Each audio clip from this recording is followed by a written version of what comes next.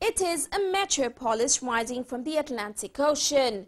The Eco-Atlantic City project is the ambitious plan to build a vibrant 21st century city that will stretch over 7 kilometers and will be built on over 9 square kilometers of land reclaimed from the ocean. This huge reclamation project kicked off in 2008 when the developer South Energix began reclaiming land from the ocean that had gradually disappeared over the years as a result of coastal erosion. West African terms, this is undoubtedly the largest project of its nature ever executed. We're replacing what the sea has taken away over the past 100 years or so. We're restoring the shoreline to where it was way back in 1905. It is one of the key strategies the state government is employing to combat the effects of climate change by strengthening its coastal defense. I am part of an administration that ran for 8 years, that planned this project.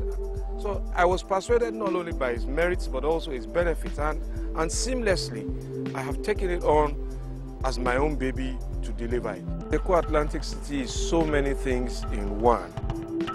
Yes, it's a huge civil works project, but it also enables government to respond to the challenges of nature, erosion in the southwest and south-south coastal shoreline of Nigeria.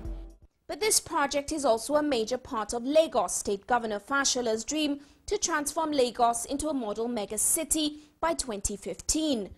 Of course, with the help of its private sector. And being adjacent to Victoria Island, it will ease the burden of overpopulation and congestion in this commercial center of Lagos. What we're simply trying to do here is that first we become a megacity by status because of our population, and we've set ourselves the objective to become the model megacity for Africa, a city where people can live, work and play. It also provides the opportunity to forge the critical synergy between the public sector and private sector.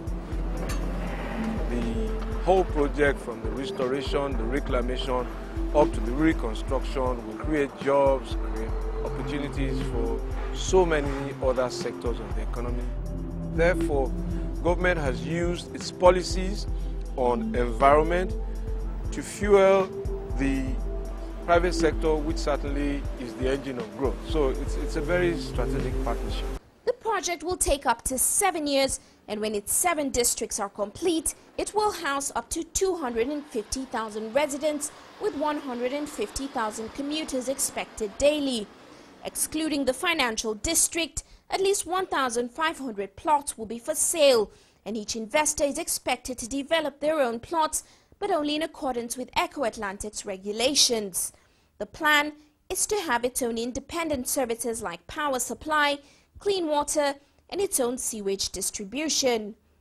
I believe to the average Nigerian, to have uninterrupted power supply guaranteed and to have water on tap that is of drinkable quality without having to have an independent generator to back up the national grid supply, that is absolutely important. Obviously, we have a unique opportunity here. We are building from scratch. We have a blank canvas. So it's, by any standards, a huge project. In 5 years from now, the financial centre, which is located in the northwest corner of the project, will be quite well advanced.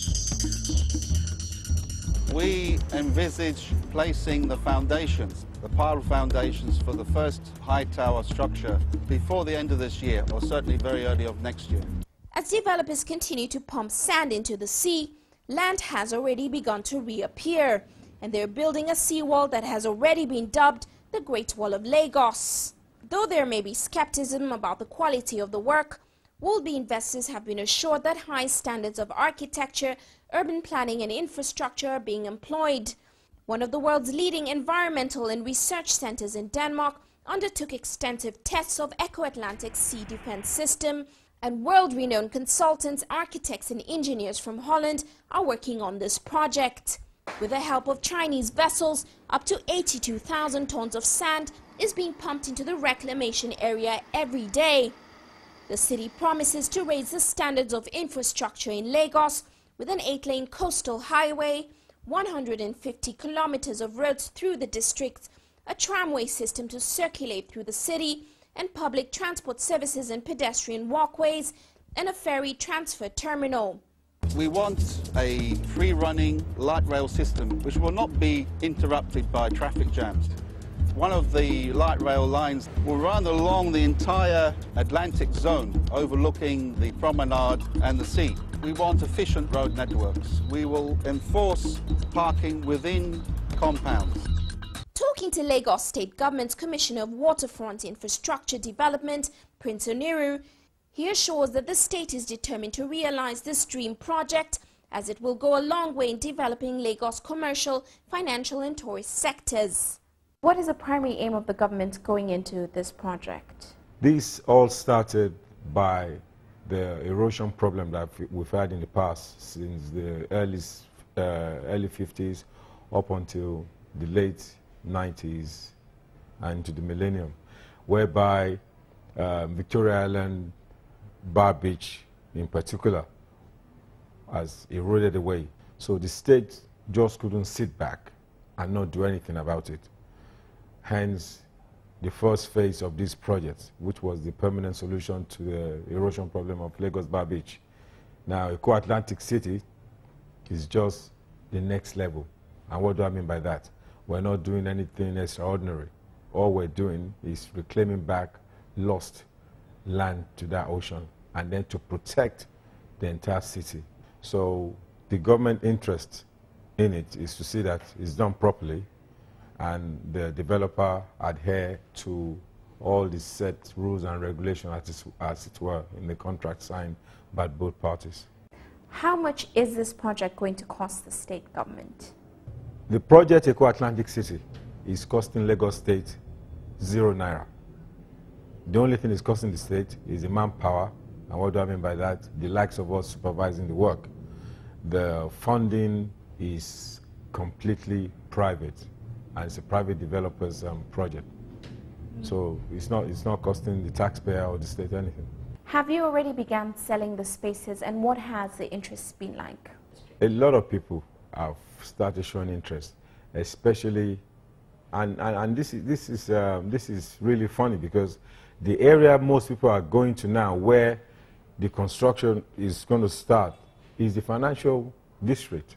For some reason, I mean, the economic of the world right now is not the best, but funny enough, that is where people are showing more interest. You have local investors and you have international investors, because this is going to be haven for tourists. So maybe that's why people are now looking at the financial area to position themselves to what's to come. Is the city going to replace Victoria Island as a place to be? It's not Lagos per se anymore. This is a world-class city that we're putting together. And I'm sure this is not going to be the end of it, because after this success story, somewhere along that coastline, another project will come along that will want to better this. We have a coastline that spans between Badagry and a place called Lekwe, both on the east and west, and we have 186 or thereabouts kilometers of coastline, you know, and this is just 6.5 kilometers of that coastline that we're developing here, you know. So you can imagine the other 180 kilometers of coastline, what we can do. I think the sky's the limit. I think we're blessed in Lagos, and we just need to put enough effort into keeping this endowed state what it should